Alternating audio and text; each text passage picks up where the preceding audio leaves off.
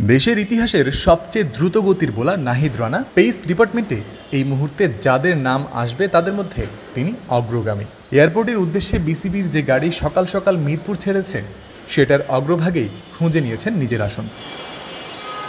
দিন দুয়েক হলো গুড়ি গুড়ি বৃষ্টি হয়েই চলেছে মিরপুর সহ দেশের বিভিন্ন অঞ্চলে। এমন বৈরী আবহাওয়ার মধ্যেও ভারতগামী বিমান ধরতে হবে। ভারত সফরের টেস্ট দলে থাকা ক্রিকেটারদের মধ্যে এদিন সবার আগে মিরপুরে দেখা গেল পাকিস্তানের পেস বিভাগের সেরা পারফর্মার হাসান মাহমুদকে। বিসিবির নির্ধারিত কোস্টারে গিয়ে উঠে পড়েছেন ওপেনার জাকির হাসান।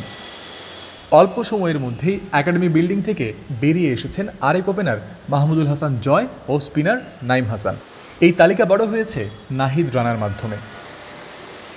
জয় ও নাহিদ পরপর উঠে পড়েছেন গাড়িতে। 250-টিরও বেশি ডিজাইন অপশন নিয়ে ওয়ালটন স্মার্ট ফ্রিজ, বোঝে আপনার প্রয়োজন।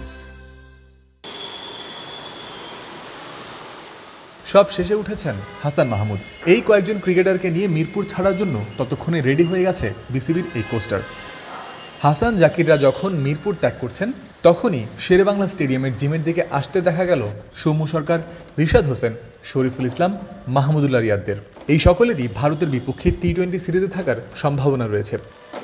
সব কিছু ঠিক থাকলে অবশ্য টেস্ট সিরিজেই শরীফুলকে দেখা যেত, তবে ইনজুরির কারণে তাকে বাইরে রেখেই লাল বলের দল দিয়েছে বিসিবি। আশা করা যায় টি-20 সিরিজে ফুল ফিট রূপেই এই পেসারকে পাওয়া যাবে। ভারতের বিপক্ষে 2 ম্যাচের টেস্ট সিরিজ খেলার পর 3 ম্যাচের টি-20 সিরিজ খেলার কথা রয়েছে বাংলাদেশের। 19 সেপ্টেম্বর প্রথম টেস্ট শুরুর 4 দিন আগে দেশটির উদ্দেশ্যে যাত্রা করল বাংলাদেশ দল। রবিবার দুপুর 1:05 ফ্লাইটে ভারতে রওনা দিচ্ছে টাইগাররা। জয়ন্ত বিন্দু, ক্রিক ফ্রেন্সি।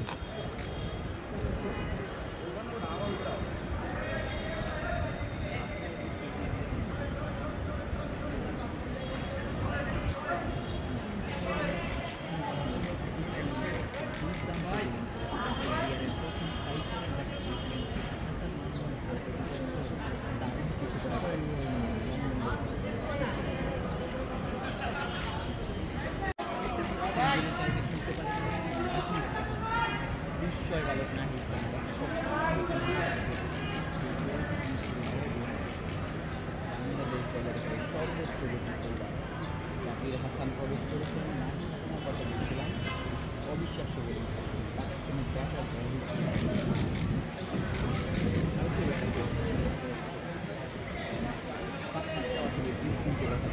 যদিও পাকিস্তানের বিপক্ষে বেশি সুযোগই আসলে কোনো ম্যাচে